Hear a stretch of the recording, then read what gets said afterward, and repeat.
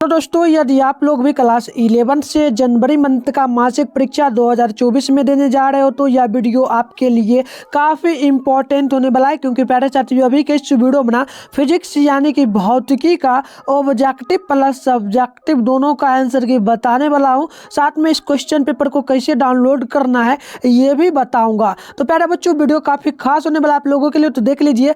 आप लोगों का विषय कोड जो है ना 117 रहेगा। एग्जाम में टाइम जो है ना 1 घंटा 30 मिनट यानी 1.5 घंटा का मिलेगा। टोटल जो है ना 50 नंबर का एग्जाम होगा। तो चलिए प्यारे बच्चों आगे बढ़ते हैं। देखिए यहाँ पर ना सबसे पहले देखिए खंड अ में जो है ना ऑब्जेक्टिव टाइप प्रश्न पूछा गया है। यहाँ पर देखेंगे तो टोटल 1 से लेकर के 30 तक प्रश्न है, जिसमें से ना आपको किन्हीं 25 प्रश्नों का ही उत्तर बनाना है। तो मैं आपको 30 प्रश्नों का बिल्कुल सही से उत्तर बताऊंगा, साथ में डाउनलोड करने के लिए भी इस पेपर को सिखाऊंगा। तो चलिए यहाँ पर देखिए प्यारे बच्चों, पहला नंबर जो प्रश्न पूछा गया है, पहला प्रश्न बोला जा रहा है कि बताइए निम्नलिखित में से कौन सा प्रत्यवस्था नियतांक विमाहीन होगा। तो प्यारे बच्चों बिल्कुल आप लोग नोट कर लेंगे। पहला का क्या होगा, तो यह हो जाएगा पॉइसन का अनुपात, यानी ऑप्शन नंबर डी बिल्कुल राइट होगा।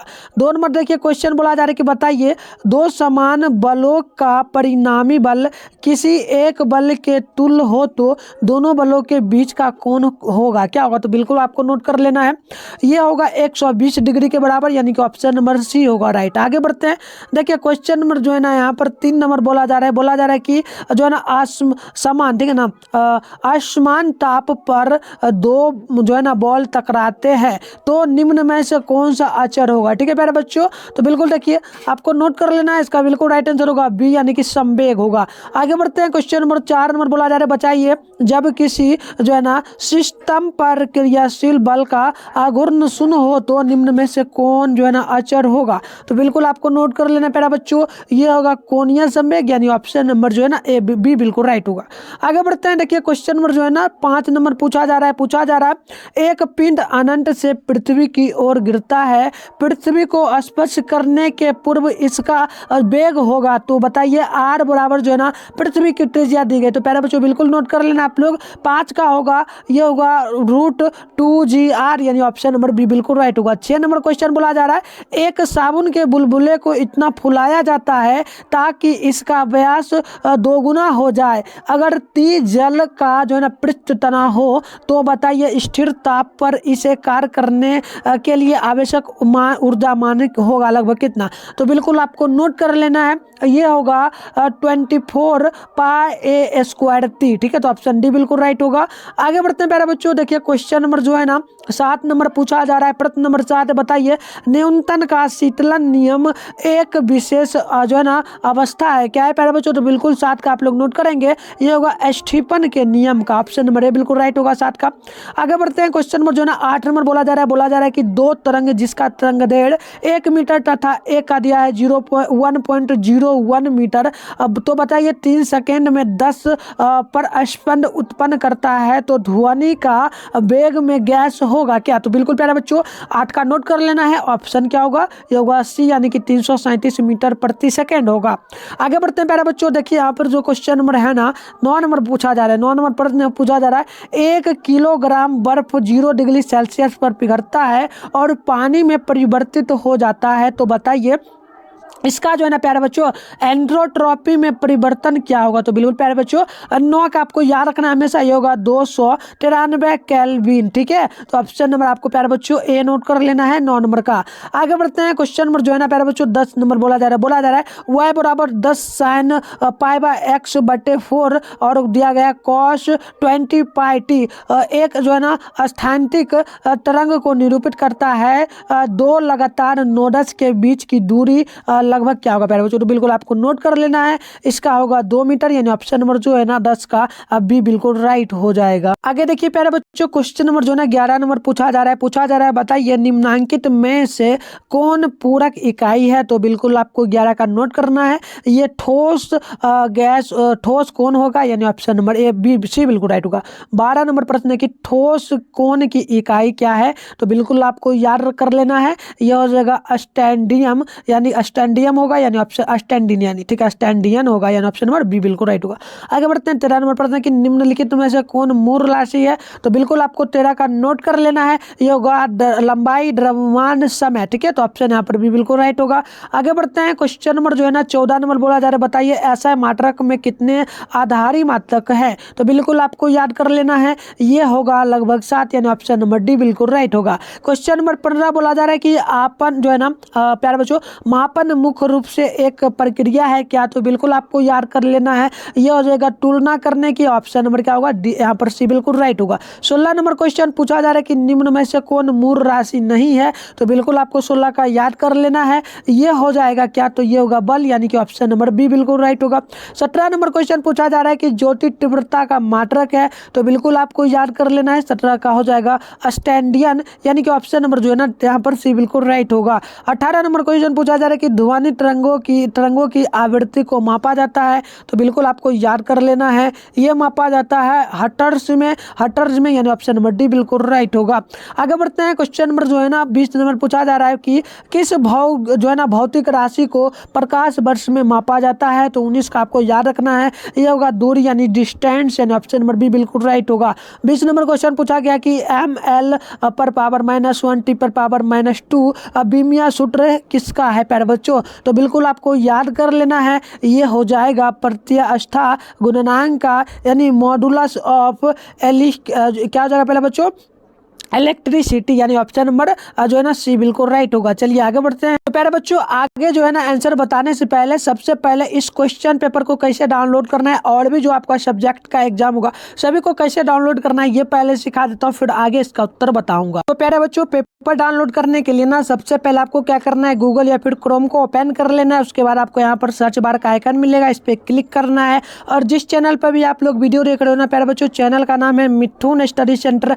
मात्र जो ना प्यारे बच्चों आपको इतना ही सर्च करना है, देख लीजिए मिथुन स्टडी सेंटर आपको सर्च करना है, चैनल का नाम देख लेना है प्यारे बच्चों, और इतना ही सर्च करना। उसके बाद देखिए फर्स्ट में जो है ना मिथुन स्टडी सेंटर का ऑफिशियली वेबसाइट आपको देखने को मिल जाएगा। मैं ना आपको जूम करके यहाँ पर दिखा देता हूँ प्यारे बच्चों, ये देख लीजिए, ये रहा मिथुन स्टडी सेंटर का ऑफिशियली वेबसाइट। इसी पर आपको क्या करना है, क्लिक करना है। चलिए फटाफट से क्लिक कर लेता है। जैसे ही क्लिक करेंगे कुछ इस प्रकार से इंटरफेस ओपन। तो प्यारे बच्चों अब आपको क्या करना है, फिर से स्क्रॉल डाउन करना है और आपको नीचे चले आना है। आप लोग क्लास 11th में हो तो आपको क्लास 11th के सेशन में आना है। देखिए प्यारे बच्चों यहाँ पर ना क्लास 11th का सेशन आपको देखने को मिल जाएगा।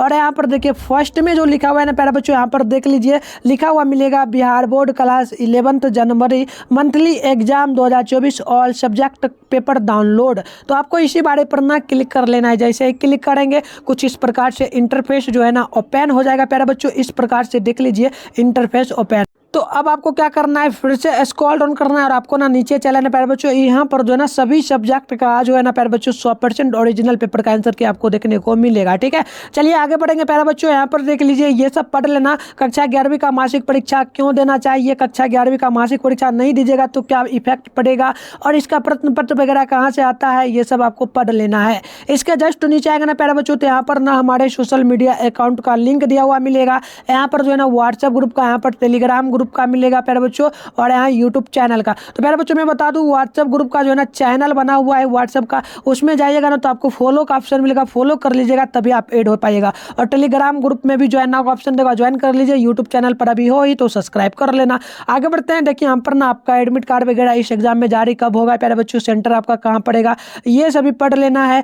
कॉपी जांच कहाँ होगा आप लोगों का, मासिक परीक्षा का प्रश्न पत्र कहाँ से आता है, इसमें कितने बच्चे जो है ना एग्जाम दे रहे हैं, ये सभी पढ़ लेना है। इसके साथ आप जस्ट थोड़ा सा नीचे आओगे ना तो यहाँ पर देखिए साइंस वाले बच्चों के लिए ना पेपर डाउनलोड करने के लिए लिंक दिया गया है। इसके जस्ट नीचे आएंगे ना तो आर्ट्स वाले बच्चों के लिए भी यहाँ पर दिया गया है। ठीक है प्यारे बच्चों, यहाँ पर आर्ट्स वाले बच्चों के लिए, इसके नीचे आएंगे तो यहाँ पर देखिए कॉमर्स वाले बच्चों के लिए भी है। ठीक है, तो आप किसी भी सब्जेक्ट का डाउनलोड कर सकते हो। हम अभी साइंस वाले बच्चों के लिए ना डाउनलोड करेंगे। तो चलिए फटाफट से आते हैं प्यारे बच्चों। यहाँ पर देखिए साइंस वाले बच्चों के लिए ना देखिए हम लोग क्या करेंगे, इधर देख लीजिए प्यारे बच्चों। यहाँ पर देखिए सबसे पहले ना यहाँ पर आपको पेपर करने नेम मिलेगा इस साइड में, और इधर आपको डाउनलोड का लिंक मिलेगा। क्या मिलेगा? इधर डाउनलोड का लिंक। कैसे डाउनलोड करना है? तो देखिए यहाँ पर ना फिजिक्स है, तो फिजिक्स के सामने डाउनलोड है, तो डाउनलोड पे आपको क्या करना है? क्लिक कर लेना है। जैसे क्लिक करेंगे, प्यारे बच्चों एक चीज़ बता दो, इस प्रकार का इंटरफेस ओपन होना, तो एक बार इन सभी को ओपन करके लगभग आपको ना 15 से लेकर के 25 सेकेंड तक जो है ना वेट करना है, ताकि ये अच्छी तरीके से रिफ्रेश हो जाए,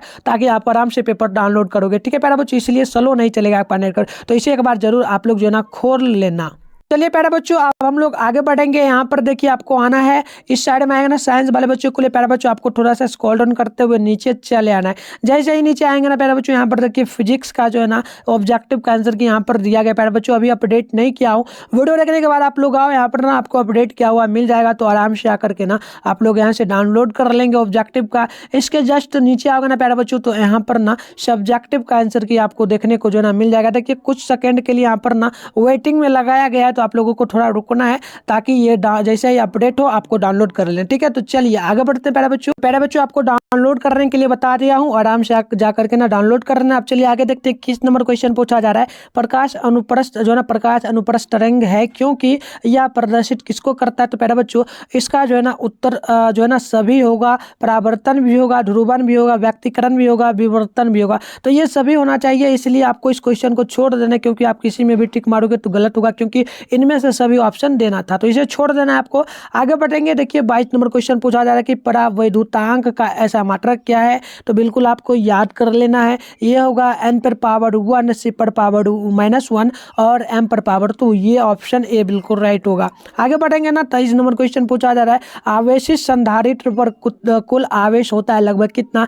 तो 23 का आपको याद रखना है, 0 होगा, ऑप्शन नंबर ए बिल्कुल राइट है। 24 नंबर क्वेश्चन पूछा जा रहा है कि चालक के अंदर इलेक्ट्रॉन की गति होती है, तो बिल्कुल आपको याद रखना है, ये होगा क्या हो जाएगा? अपमंदित होगा, यानी ऑप्शन नंबर डी बिल्कुल राइट होगा। आगे बढ़ेंगे तो देखिए क्वेश्चन नंबर जो है ना 25 नंबर बोला जा रहा है कि वायु में स्थित जो है ना स्थिर इकाई धन आवेश से निकलने वाली संपूर्ण विद्युत फ्लक्स का मान कितना होता है? तो आपको याद रखना है E2D 0 होगा, यानी ऑप्शन नंबर ए बिल्कुल राइट होगा।